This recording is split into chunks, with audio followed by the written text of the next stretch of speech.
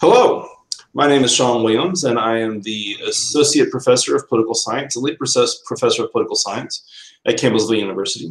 Welcome once again to another one of our broadcasts from the CU Senior Seminar 2018 class. As with all of our podcasts, what we're going to be doing is discussing an important topic that is relevant to either domestic, global, or international information. Our topic this week is going to be the effects of immigration policy on the American economy, and we're glad that you all have joined us. Today on my panel, we have three panelists. Starting from my left to my right, we have Jesus, and we also have sharing a screen, Cindy and Rachel. Rachel has already been on at least one of these podcasts, so if you've been watching in order, you've already seen her. This is the first time for both Jesus and Cindy, so welcome guys to the broadcast. How are y'all today? Good. Good. Okay. For those of you who are watching at home, this is our early morning broadcast edition, so we're all a little bit punchy today. So let's go ahead and get started. First of all, talk to me a little bit about the current status of immigration law. How did we get to where we are right now? What were some of the key pieces of legislation that have been enacted? Who's responsible for those? Who wants to get started? I'll take it off with Reagan. I actually was just looking at an article called, I think it was a website called On the Issue, so it kind of tells each president's stance. And on immigration, Reagan kind of had I think compared to his political party, it was kind of I don't want to say off the wall idea. He decided he wanted to pass an Immigration Reform and Control Act in, I think it was 1986, and just kind of change everything. He wanted to grant amnesty, I believe, to almost all of the current illegal immigrants. And so he kind of had an idea that was different than almost what we would see as the Republican Party today. He wanted them to become American citizens. And so the only other person I can kind of think who kind of had this stance was George Bush. Because he was governor of Texas, he kind of just had the idea, well, he knew that they were part of the workforce, and he wanted to utilize that and give all of the current illegal aliens in America the path to citizenship, which the Republican Party didn't like. But that kind of reminded me of each other.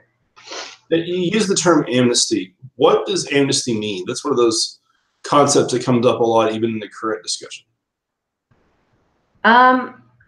I mean, the way I kind of saw it was just kind of giving them peace here, giving them, they're not going to be prosecuted, they're not going to be in trouble for coming here illegally.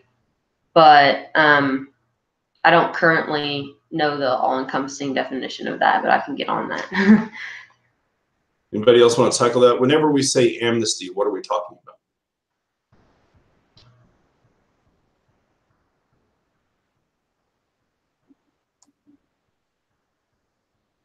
Okay. I would say it's more like partnership type of thing, where we kind of give them the security that they need.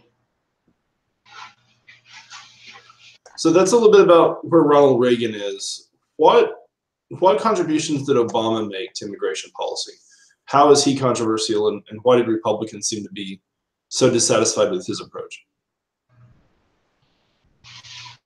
I mean, when you talk about Obama, the first thing you kind of think of, because it's been in the news so recently, is DACA and the Dreamers. And I think that that's one of the biggest changes he made in, I believe it's 2012, according to NPR. And basically, DACA was just started to allow people who had been brought here illegally as children, I think it was under the age of 16, and allow them recognize the fact that they did not come here under their own volition, and they're here, so why not let them have opportunities? It was supposed to allow them to get a driver's license, to study, to work. So it wasn't permanent citizenship, but it was kind of like a temporary reprieve. Yeah, it lasts 2 years, right? The permission. I'm sorry? The permission of DACA, it lasts 2 years in order to have all your papers and stuff, allowed to work and be like part of a citizen. So then you have to renew every 2 years, or you only get a 2-year exemption? You only got, as soon as I see, 2 years extension. Okay.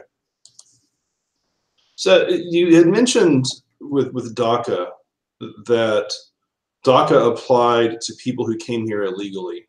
What is the difference for viewers who may not be familiar with the terminology? What is the difference between a legal immigrant or an illegal immigrant, and how are they treated differently by our political system?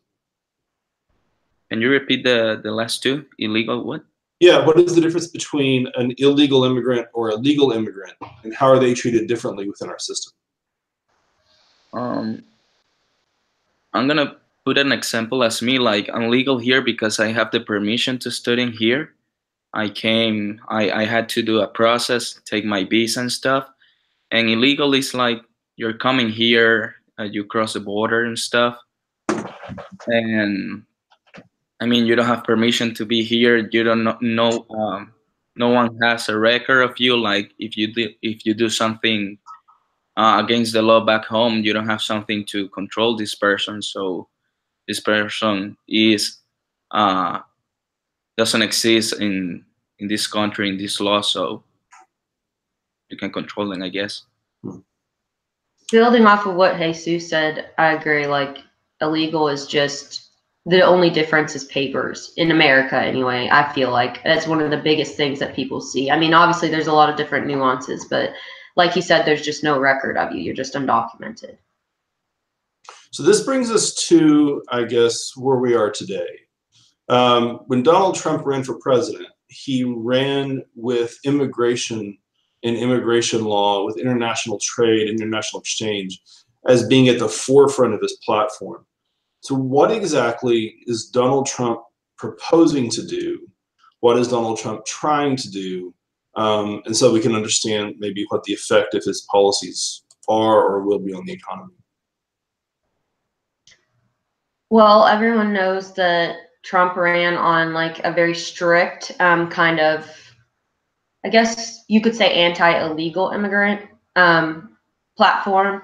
He was very staunch about he wanted to build a wall and keep, I believe one of his quotes was, since Mexico's not sending us their best, he doesn't want the people who are undesirable to come into our country, which I believe is something a lot of people share. They obviously, I mean, when you say it like that, nobody wants criminals coming into your country.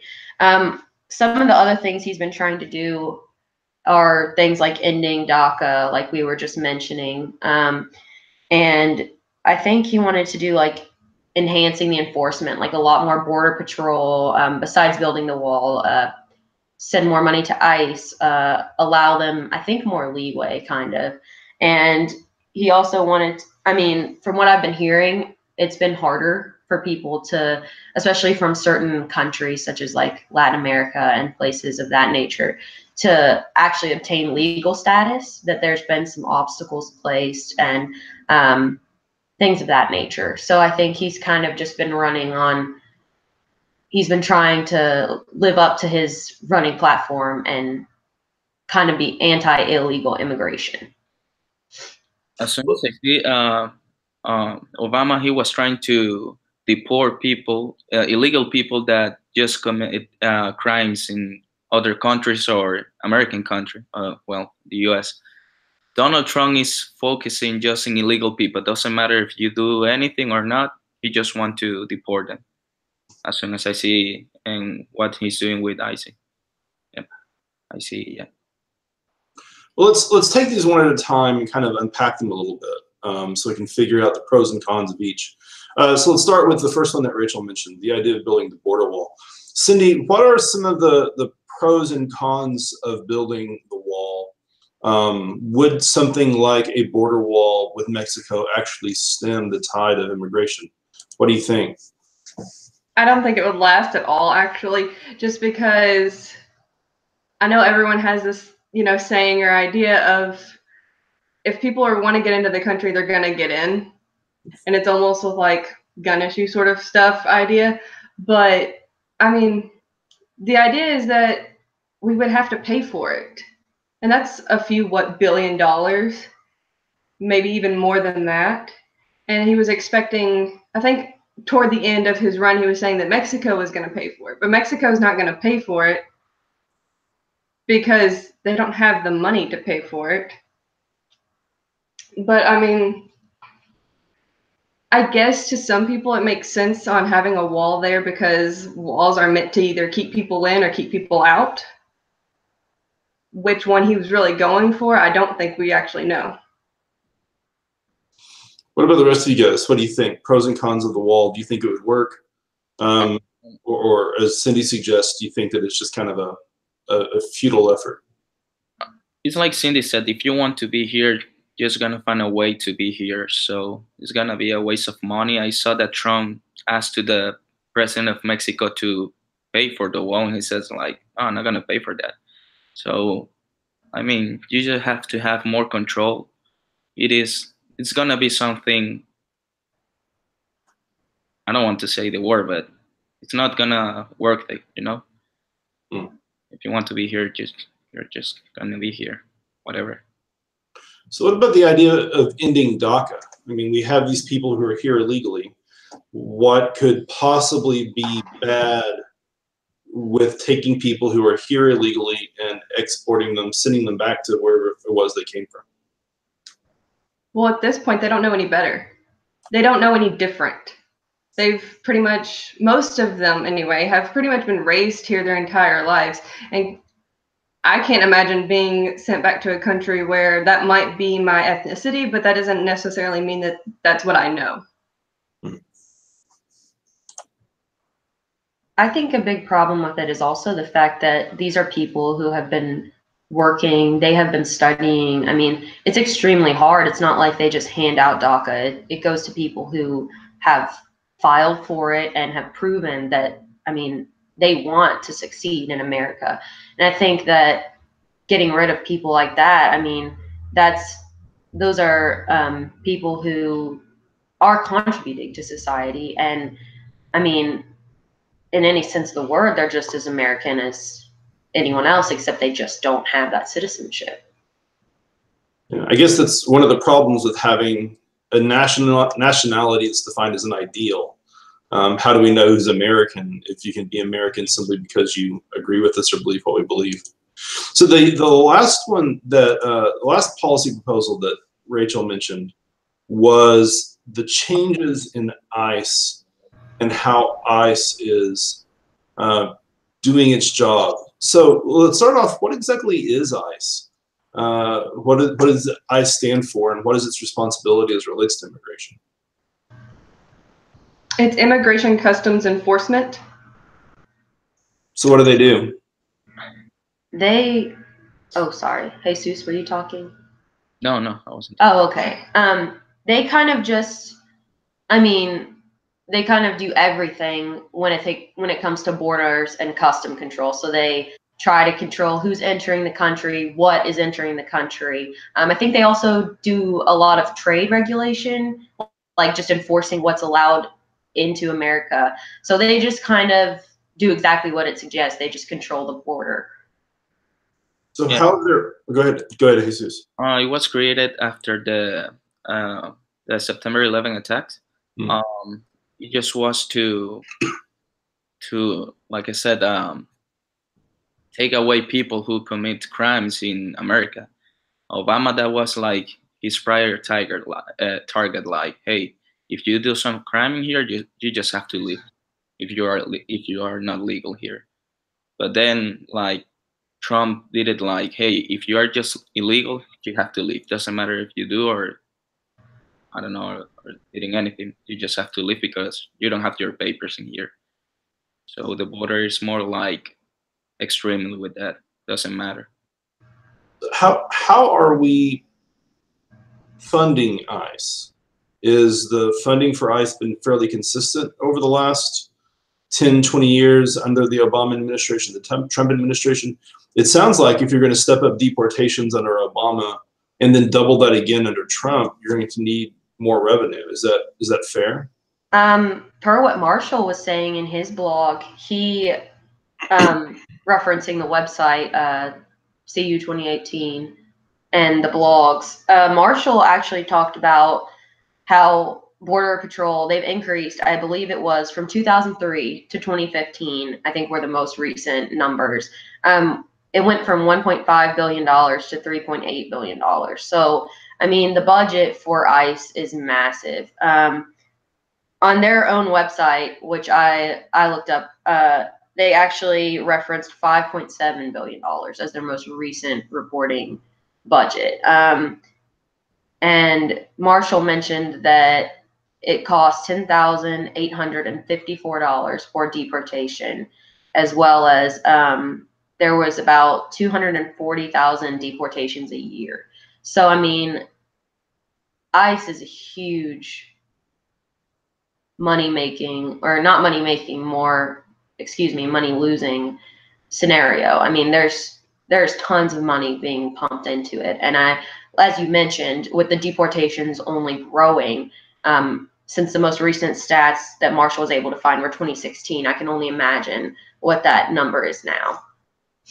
But it seems like if one of the things that any country is supposed to do is to maintain its border, if one of the things that any country is supposed to do is protect its citizens, it seems that spending more money on border control, if the problem of border control gets worse, kind of makes sense.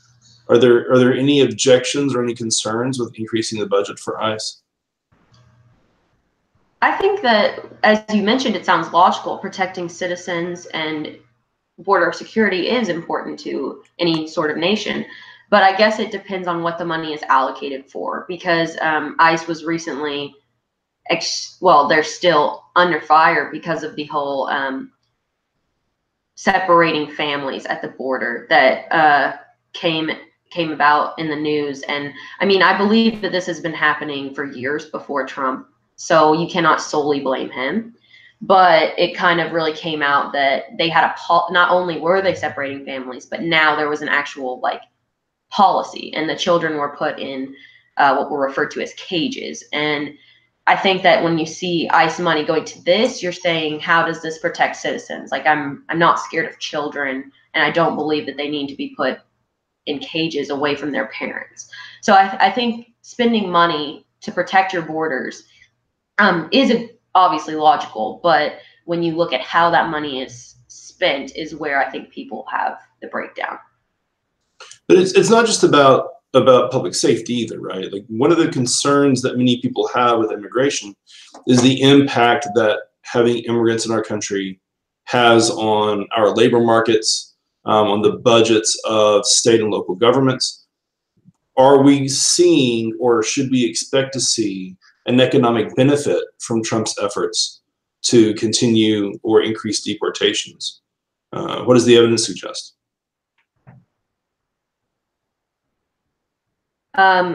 So as Oksana was talking about actually in her blog, she went a different route than what most people think about immigrants, but she actually discussed how much the tech industry was growing because of immigrants. And I thought that was interesting because that's something you don't usually think about. And so that's one thing to keep in mind, is that I'll discuss the agriculture markets and things like that in just a second. But I think it's interesting to note that it's not just one aspect of our economy that's impacted by immigrants, because we always think of the jobs that George Bush was quoted as saying Americans don't want to do.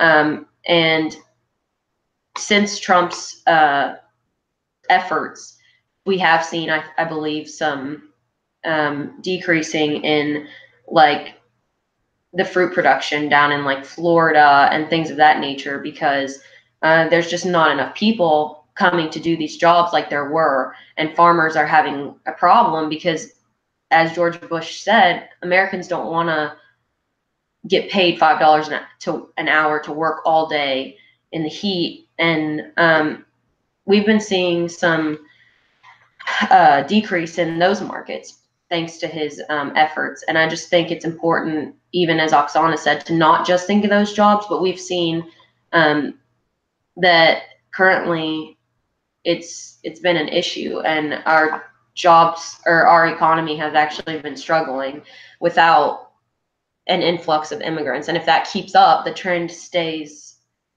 as it has under Trump, we'll actually be losing economic power due to this. I mean, paper is great, like, but if you go to Florida, you're gonna see a lot of immigrants working in the trash, working in restaurants, cleaning toilets, etc. You're not gonna see, I don't want to disrespect anyone, but you're not gonna see an American guy doing that in a place that the owner is a Mexican, people from Cuba, people from whatever. So immigrants, I know that it is logical to protect your borders, but you have to know that they do stuff to be here. Like, you're not gonna see an American, oh, I'm gonna get paid $5, like Rachel said, I'm gonna get paid $5 per hour just to clean your toilets. No, I'm not gonna do that. So you're losing jobs, you're losing money, you're losing almost everything in there, because not much people are gonna do that. Like, put in there, no. But what about the argument, and we talked about this a little bit last week, what about the argument that the problem in America is that Americans are just too lazy, that the reason why they don't want to work these jobs is because they don't have to, that the reason why these jobs only pay $5 an hour is because there's an immigrant pool willing to do it. So if you got rid of the immigrant pool, Americans would then be forced to work these jobs. And also, if you got rid of the immigrant pool, employers would be required to pay more for these jobs. Is there any support behind this logic? I think it's a logical argument, but as we've seen and just discussed, these jobs actually have been available and have been struggling to get workers, and Americans aren't stepping up and doing it. So it is possible to make that claim, but so far there's been no evidence, because Americans haven't tried to fulfill these jobs that have suddenly opened up because people can't come in. And I think also that I don't want to be offensive, but some people who maybe are on benefits, if they receive better benefits than what they would get working one of these jobs, even if the employers were forced to pay minimum wage, I mean, they're going to stay on the benefits. And so I think because immigrants can't receive those, it's just not going to be comparable. And I guess there is a certain argument that if you want to have a society where everyone has a high school education, any job that doesn't require a high school education, an American wouldn't want to do. What also about, you mentioned, Rachel, the impact on the labor market if we eliminated or greatly reduced immigration. What difference does it make if we don't have a larger labor pool? I mean, it seems that, again, logically, if we have fewer people who are in the workforce, the value of the people in the workforce is greater. So maybe we don't have as many immigrants working in the tech industry. Doesn't just that mean that more Americans would work in the tech industry? Well, perhaps, but as Oksana pointed out, these people are bringing new ideas. They're bringing things from backgrounds that we don't have. And I don't think that you can replace different experiences and different cultures with everyone having the same mindset. Of course, all Americans are different, but I think that the fact that these people were raised in different cultures and come from different values is valuable in itself.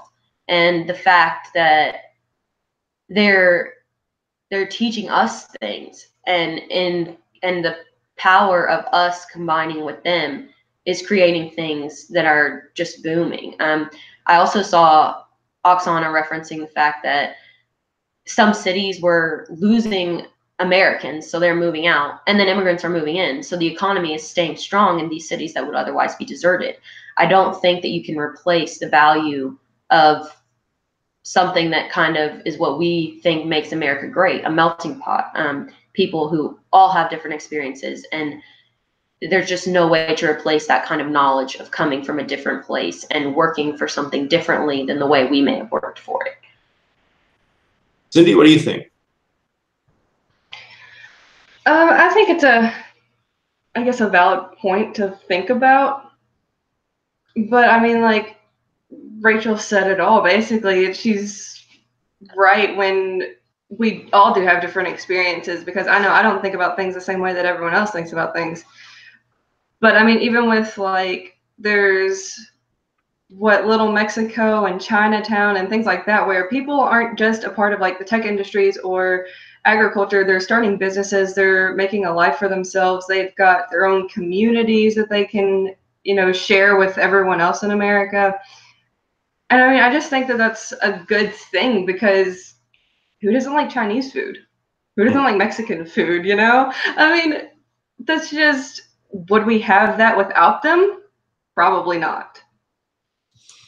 Jesus, you mentioned earlier that you're here as an international student studying in the United States. You might have a different perspective. Do you think that the United States economy is dependent upon better or stronger immigration? Or from the outside looking in, do you think we would be better off limiting immigration? I don't think you have to eliminate it. I mean, you go down to Florida, you're going to see new businesses running because new people bring new ideas in order to grow. You see American people going to these places, having fun, etc. But I mean, I think a government should work to have everyone legal, honestly.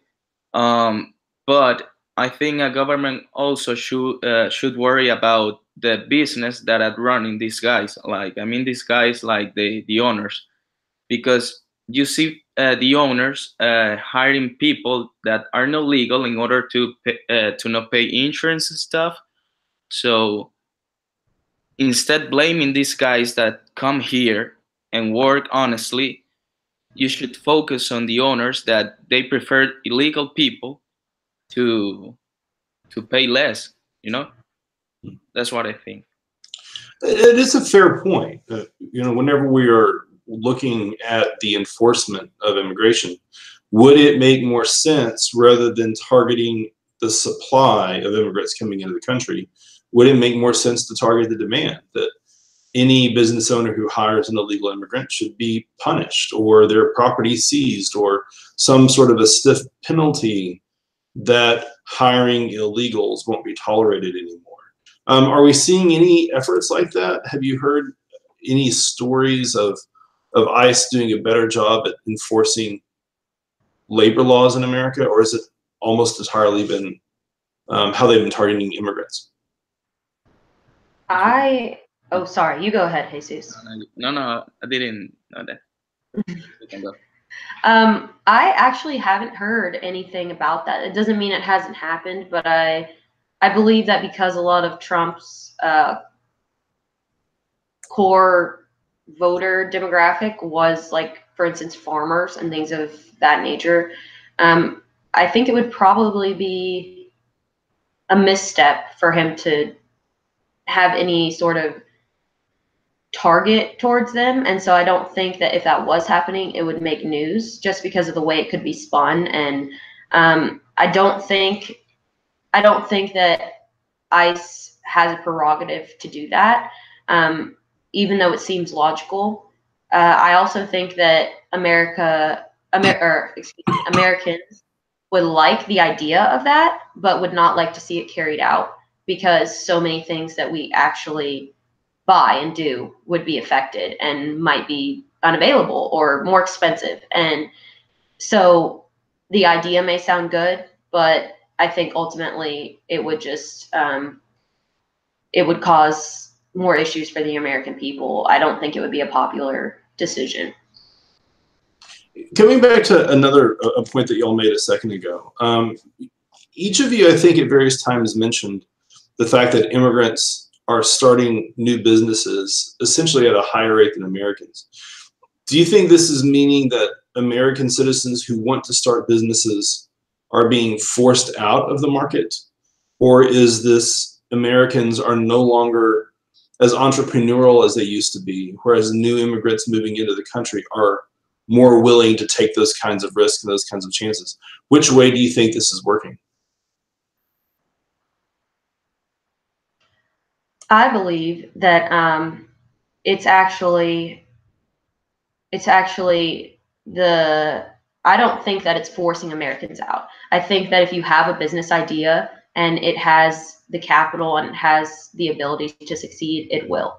That's what our whole economy is based on, capitalism. And I think that saying, oh, I can't succeed because someone else is kind of a cop-out, because Americans can still create businesses, and we still are. So, but just because other people have good ideas too, if your idea is good, it will succeed. I don't think you can just blame it on the fact that, oh, well, they're immigrants and they're taking my ideas, because they're not. I mean, I think it would be a lot harder for an immigrant to start a business in America. And so the fact if they're succeeding, they probably earned it. And I don't think that I think it's unfair to say that that's just stopping American entrepreneurship.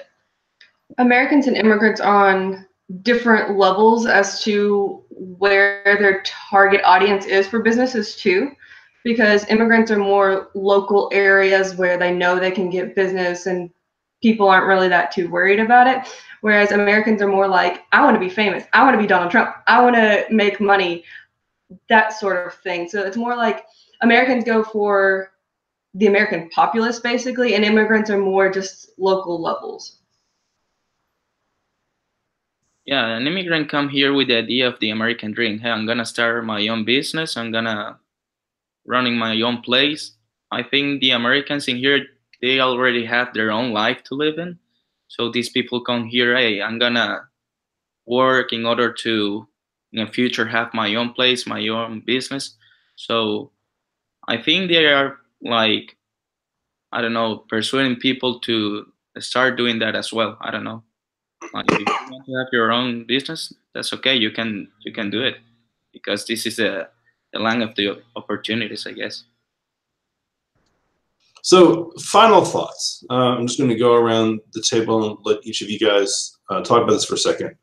Having spent the last few days really digging into this issue, do you think that Trump's efforts on balance will help or hurt the American economy 3 years from now, 4 years from now? Do you think we'll be better off or worse off because we've stepped up immigration enforcement? Cindy, let's go ahead and start with you.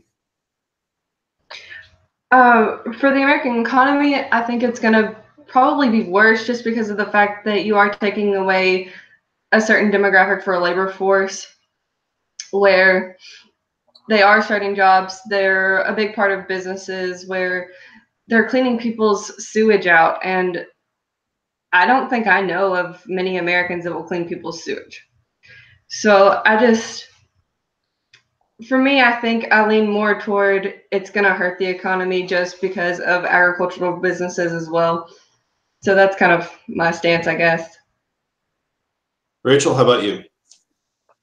I feel like I'm pretty similar to Cindy. I believe that anytime you're stopping the flow of new ideas and evolving as a society, anytime you're trying to limit that, because I mean, Trump is even making it harder for people to actually become legal. I mean, the path is hard already. And I think that cutting down the flow on immigration is just, I think that our whole country has been founded upon immigration and founded upon ideas coming from other places and being made stronger by our diversity. And I think that anytime you want to do something to limit that, it's kind of stopping who we are as Americans and stopping our country's evolution as a country, as a nation, pardon me.